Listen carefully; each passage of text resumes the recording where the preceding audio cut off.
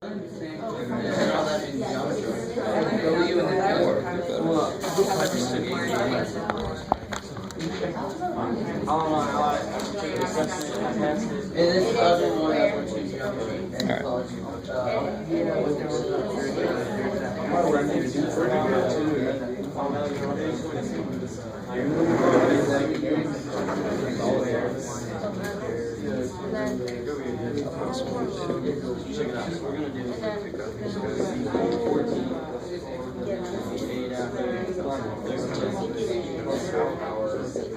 yeah,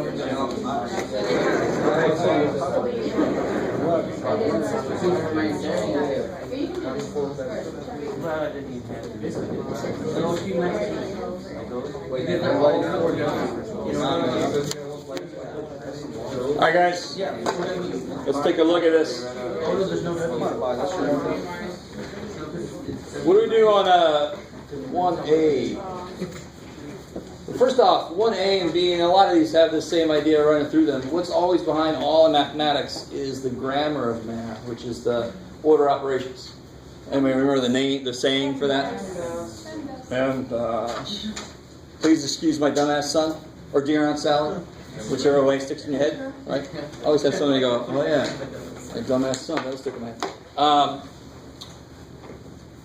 1A has that going on too, because it's got parentheses, it's got division. Now, of course, the first thing that we probably notice is the fact that it's loaded with fractions. All kinds of fractions, right? And I don't care what level of math I teach, the students pretty much always hate fractions, which really gets me down, because fractions are remarkably important. So, I'm not going to get into teaching you fractions, but let's see what we remember. If I want to try to subtract mixed numbers, and why do we call these mixed numbers? Say again? Yeah, there's a whole number and there's a fractional part, so that's why we call it mixed. It's a mix of a whole number and a fraction. So what should I could try to subtract these directly. I think it's a little disgusting because 1/5 minus 9/10 would be negative. So if you're really, really comfortable with numbers, you could actually do that and have it come out right. And it's disgusting, but it's really quick. But what's a better way to do it if you're not quite as comfortable? Improper. Improper. Make them improper. And improper really just means that they are good. They're top heavy. So how do I do that? And real quick, you guys, this is one of the most unfortunate decisions in all of mathematics is to decide to write this like this because it looks like multiplication. Because when two things are sitting next to each other, you're supposed to multiply, right? Yes. But this is one case where that's not true. What does that really mean? What's understood to be in there? Does anybody know? Multiplication. No. Otherwise, that'd be 3/5. But this is 3 and 1. So if I owe you $3 and 1/5 of a dollar, and I give you 60 cents, because that's 3/5 of a dollar, you ain't going to be happy. I still owe you money. So that can't be the same thing, right? So what's really in the middle is plus. Go with me now. I'm not showing you a different way. I'm showing you why the way you do it works. Right? So I would put that over 1. How do you add fractions? LCD. In fact, what's always going to go underneath that, because it's going to be a whole number, it's always going to be a 1. And what can you always do with 1? You can just make it, multiply by 5. So what's the shortcut? Because it's always going to be 1. I'm always going to have to multiply this by whatever that guy is. We say 5 times 3 is 15 plus 1, 16. All right, good. Just remind you why that works. Some of you guys remember how to do it, but you've forgotten why you do it. And that always kind of sucks. It's one of those evil little things where you learn something later, and if you just understood that, you would actually make more sense with what you're trying to learn right then. Those little evil things. So here, the same thing. 29 over 10. And as long as we know this, divided by this is the same as? Multiply. Good.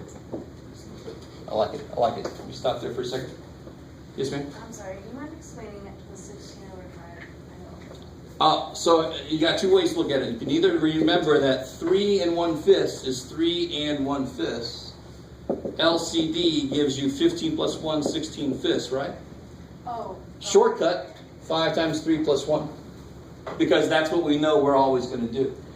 So any shortcuts in math have to be built off of some other more basic property. maybe.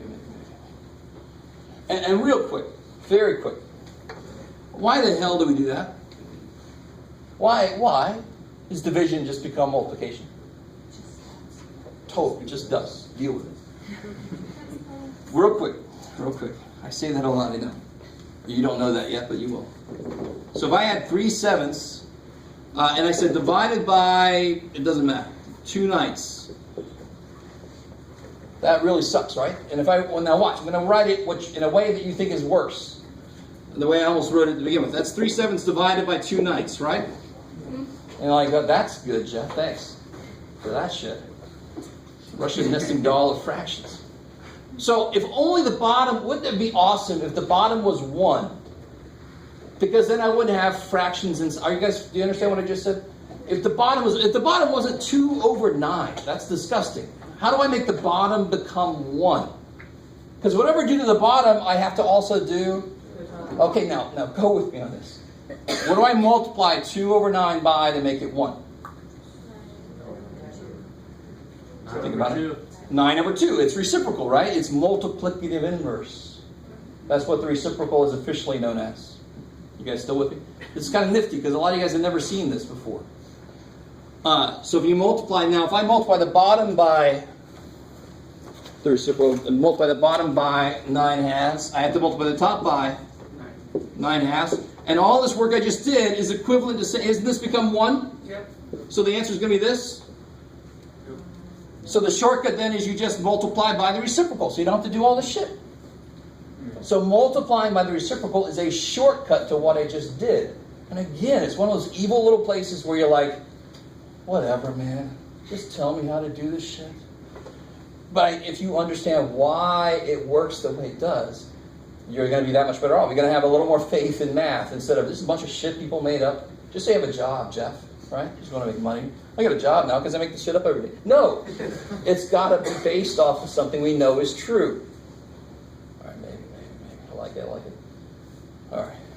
You're like, just keep going. All right. So here, that's why division becomes multiplication by the reciprocal. That's why. Inside, what do I have to do? Yeah, get over 10, so multiply by 2. I have 32 minus 29 is 3/10 times 20/33. All right, we're good so far? All right. If any of you guys just took your calculator out and did it, that's not good. Your calculator will pass this class. You'll have to take it over. That'll suck for you. What can I do here instead of making this 60/330? Cross, divide. 3 goes into 33. 11 times 10 goes into 20. Twice, so I get 2/11. Good. If you got that, good. If you didn't quite get that, does everything I just did make sense? That's the important thing.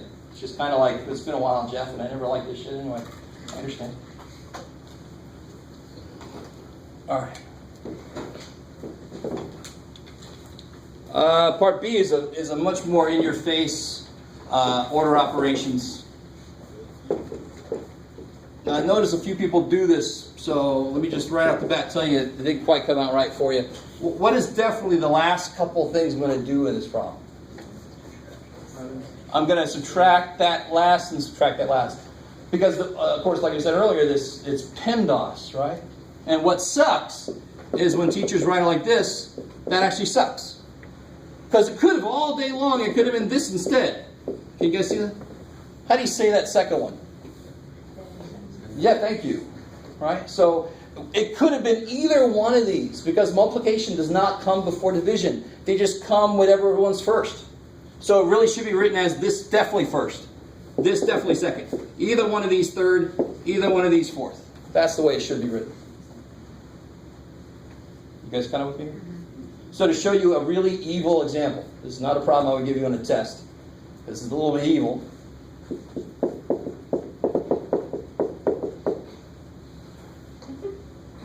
What's that? Let me just start by telling you you're wrong. See, you're wrong. And it's very human. What's the only operations in that problem? The only operations in there are multiplication and division. So the official thing is you do them as they come. What did you do? You did division last, which is very human. We see that division in our head as being a dividing point between, it's freaking division, Jeff, it's dividing, no. 4 times 4 is 16, divided by 4 is, times 4 is 16. Now, real quick, why? How do you write 4? So this will be 4 times 4, divided by 4, times 4. So it wouldn't be fair to put it down there. I'm dividing by that second 4 then, am I not? But what am I supposed to do with that second 4? Multiply. So it's got to be up here. They just want to screw with people. No. I understand why you're saying that. But you guys understand, this is the reason that PEMDAS sucks is because it's the grammar of the foreign language that is math. And the hardest part of any language really to get down is the grammar.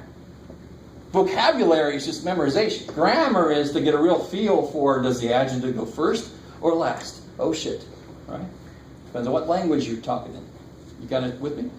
So this is the grammar of mathematics. If two people think of this differently, we're going to get two different numbers, and that's when things happen like the Mars thing, the Mars Planetary Observer. You ever hear about this thing? That one group did it in feet, and the other group did it in meters, and they did it, and they shot it up there, and it smashed into Mars. Because they programmed it in feet instead of meters. That was really stupid. Right? Of course, meters is what most of the world uses. We still use units that were based on the measurements of the King of England. Didn't we have the freaking revolution? Didn't we? What are we doing with that? Do you guys know that? Do you guys understand? Do you know what I just said? Anybody listening? Our system of measurement is based off of the King of England at some point, how big his thumb was, how big his foot was, because he came from God, and we're using that shit. What is up with us? Anyway, that's right. I think I have strong feelings. So let me just come out of there. What do I do first up here? Beautiful. So you do inside the parentheses first, right? So this will be, that's crazy. All right. And then, of course, what comes next? Crazy. Exponents, which use, right? So 3 minus 5 times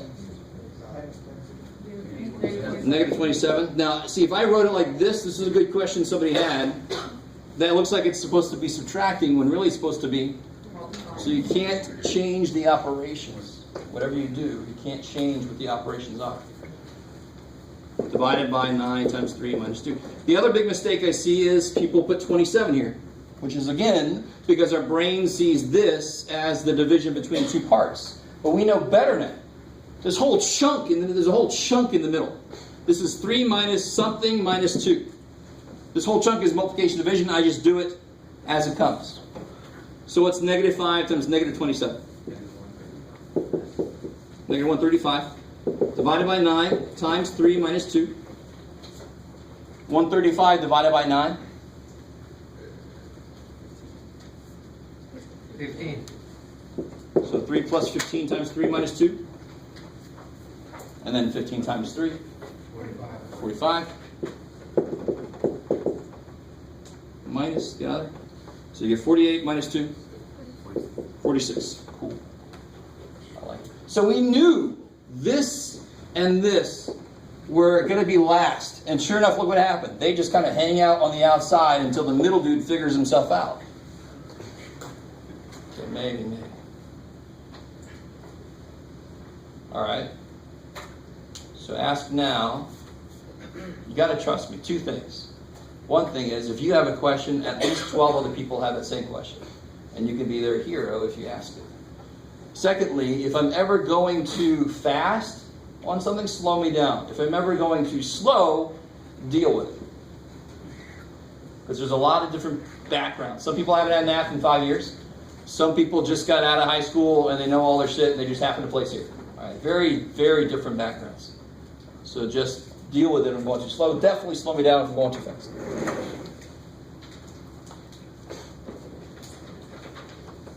All right, that's the second one. Just by the way, just so you have a little glimmer of light, as soon as we're done looking at this, we're going to take a little break, and then we'll do some factoring stuff, and then we'll call it a day. All right. Let's see. So 1C, what do I do here? I like it. Students, there's a whole lot of stuff in math like FOIL. Everybody knows FOIL. Does FOIL help you here? No, it doesn't. What would it be? It would be, there's a middle dude here now. It's not first and last, first, last, and middle. So it'll be first and middle, and so what's better? I kind of don't like FOIL. Don't get me wrong. If you use FOIL, it's awesome. There's nothing wrong with FOIL. You just know when to use it. It would have been so much better. It would have been if they never taught you this shit and just told you why it works. And then I don't care how many freaking things I put in here. This guy gets a term, so he gets distributed through. This guy gets a term. He gets distributed through. I don't care how many freaking terms I have in either one now, do I? I don't need FOIL anymore. I know the idea for any length problems. You guys kind of with me? Yeah. So again, I'm not taking your FOIL away, don't worry. You can have your FOIL, but I want to show you why it doesn't help you further along. So what do we get when we start putting this guy through? 8x. Good, 8x cubed minus 12x squared plus 18x. And then I get, because it's this guy's turn now. Yeah, so I'm going to just line up my like terms. Cool? You do this whatever way you want to. Minus 18x plus 27. I like it. Look what happens.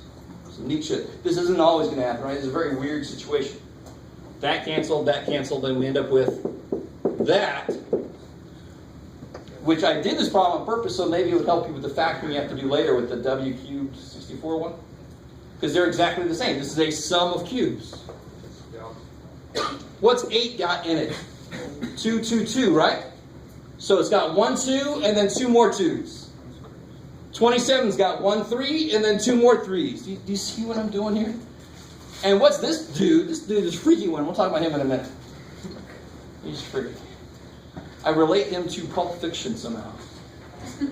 The scene where they shoot the guy in the back of the car. Have you seen Pulp Fiction? Have you seen this? All right. Well, I'll somehow relate that later. It's related to Pulp Fiction. All right.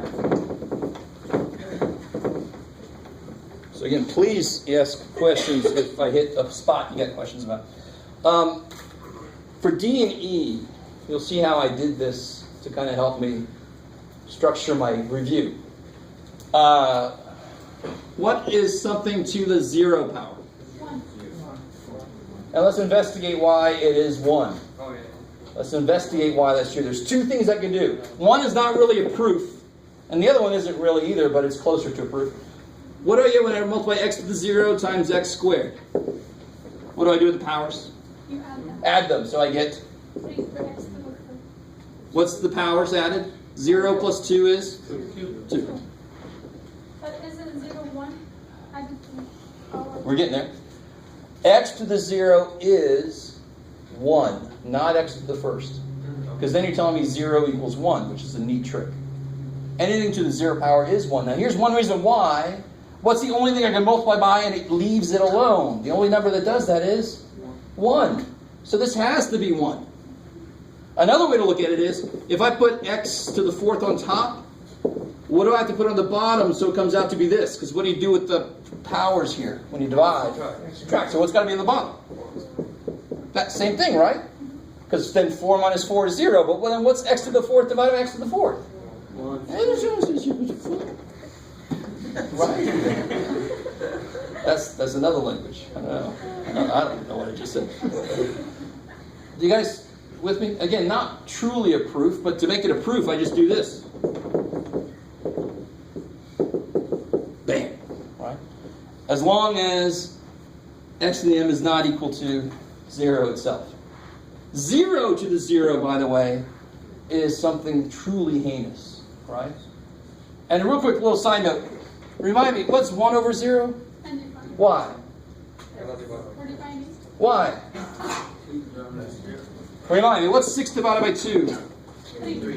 Why? Because 2 times 3 is 6. So whatever number I put here, it has to be the number that does what? 0 times it must be 1. Is there any number defined to do that? No. No. That's why we call it undefined. You should always, don't just take things on face value. Undefined, whatever. Undefined, forever. Why is it called undefined? Because there's nothing defined to do what that says it should do. This is the number that when I multiply by 2, I get 6. There's a number defined to do that, it's 3. There's no number defined to do this, it's undefined. Or some of you guys might even know a slightly more sophisticated way to say this. Infinite. Because when you divide by smaller and smaller numbers, you get bigger and bigger. Well, 0 is the smallest damn number there is, so the output should be the biggest damn thing there is, which is all kind of sketchy, but all. So you can say it's roughly infinite. It's like a straight up and down line. All right? All right, maybe. So the big thing to take away from this is x to the 0 is 1. Anything to the 0 power except for 0 is 1. The other thing with these problems, what's something to a negative power?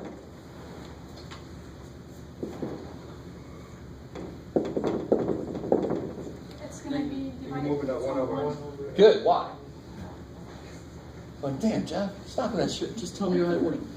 So again, watch this. To get this, if I put x squared on top, what has to be on the bottom so I get to the negative 3? No. What do I do with the powers when I divide? So what 2 minus what is negative 3? 5. You guys with me? Yeah. Now, here's a better way to do this problem than to bring negative powers in. A much better way to do it, and a proof of why negative powers do what they do. How many x's would cancel? Yeah, so how many would be left? Where? So that must be 1 over x cubed. I mean, they do the same thing. Let me let that sink in for a second. X to the negative 3 does the same thing as 1 over x cubed. So let me show you this. What's x to the 6th over x cubed? It's too many 3's. You make it x to the 4th. There we go. Sorry. X squared. You with me? So then, what's 1 over x to the 4th? It's supposed to be the same thing as x to the negative 4. That's supposed to be. Those are supposed to be the same things. Are you guys with me? X to the negative 4 is supposed to be the same thing. Does it come out the same way? What do you do with the powers when you multiply? Add them. What's 6 plus negative 4? Okay, it does the same thing. They are equivalent. So negative powers just mean flip. A 4-letter word starts with F. You can say in mixed company. X to a negative power, it just means flip. That's all it can ever mean. All right. So let's try these two problems out.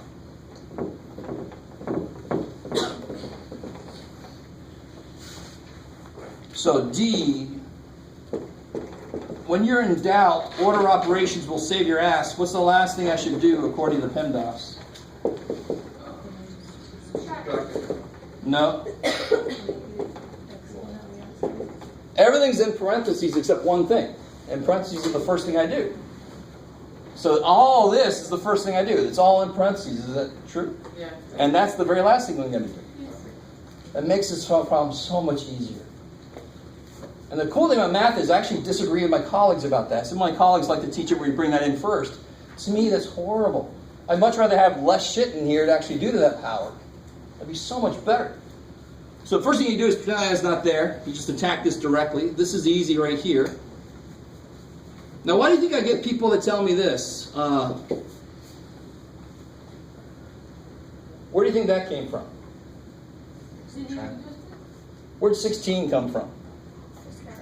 Yeah, and why do you think they might think to do that? Because when you divide things with powers, you subtract the powers. These aren't freaking powers. 24 divided by 40 is not 16. That's neat. I have 24 apples, 40 people. Everybody gets 16 apples. What'd you just do? All right, good. So be careful. These are just numbers. They act like they always do. So 24 divided by 40 reduces to 3 over 5. Good, because 8 goes into both. Okay. And then here's the cool thing. Here's what I don't understand why people do this. What are the only things being raised to a negative power? There's only 2 things being raised to a negative power inside. These 6A's, those 7B's. So what's the only things that will flip? Those. So if I've got these B7, these 7B's are fine. These are going to come up top. These 7/8 are fine. These are going to come down there. Let me stop there for a second. You guys see that? Because negative powers mean flip. So whatever is raised to a negative power must flip, because that's what that means. So I first make everything not negative powers, because then I've got a very easy problem. And I'm getting negative shit to get in my way. Except him at the end, but I'll worry about that later. So how many B's up top? 14. How many A's on the bottom? 13. And to be honest, I don't do this step. I just think there's 7 A's there already, 6 more coming, there's 13 down there. Bam. Right? That's emerald math. -2. Now I can do what that -2 says. And what does that -2 tell me to do? 2 things. Flip it. Square it. Right? So I'm going to flip it. And then I'm going to still have to square it. You guys see that? Yeah. That's the beauty of this. I know you could think about like distributing it to all things, but I like to think of it as this is a number. I got to flip the number, bam, and I got to square the number. Now I'm going to square every piece. So what do I get there? 25.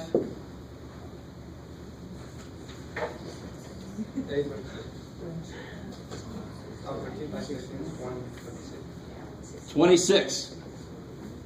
Oh, yeah. Why? Oh, yeah, okay. Because this is 2 groups. You go, how do I get 25? I did 5 times 5. How do I get that? I did A13 times A13. That's what square means, is multiply by itself. So 2 groups of 13 apples, that's how you were taught multiplication, right? So I got 2 groups of 13 A's. So of course I got 26 A's. But that's of course where our brain kind of takes over. We have to be careful. We said, brain, dude, calm down. I want to multiply here. Anybody put 169 here? Where did somebody get 169 from? 13 squared. Yeah. But I'm not squaring 13. I'm squaring A to the 13. So it's A13 times A13. Okay, maybe. That's what I mean. The most fundamental property should always apply. I don't care what problem you're doing. Over 9B to the 28. Cool.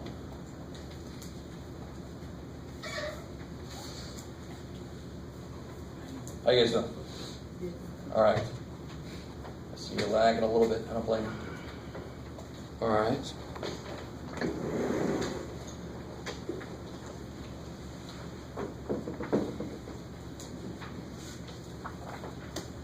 I'll tell you, I'm able to do E and F, and then we'll take a break. We'll finish out problem number 1, and then we'll take a break. So 1E, something raised to the 0 power is 1. All right, so how can I rewrite this? 1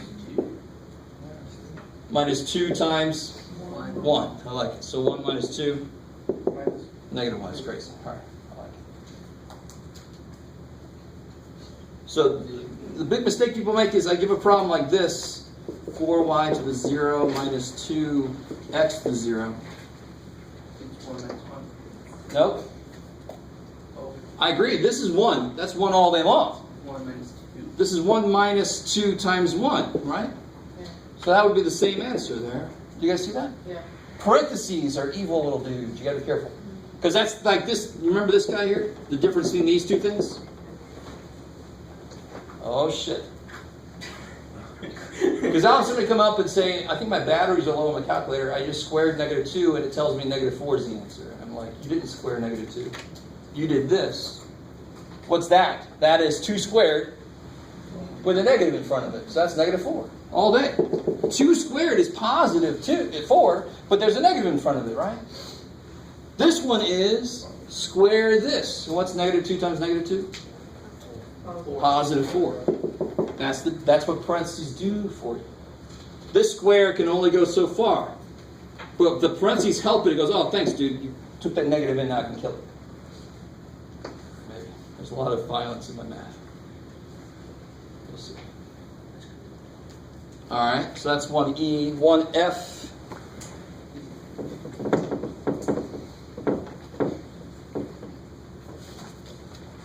So I didn't really see too many of you guys work on this, so let's see how it came out. And of course, the only way you can add fractions is if they have common denominators, because then it's like terms. Right? These have the same denominator, so I'm allowed to combine them. So what do I get? 2x minus 2x. Yeah, 3x minus x is 2x. Plus 2. Now if you stop there, you're not quite right yet. Because what do you always do when you have a fraction as an answer? You check to see if it reduces. Take a 2 out.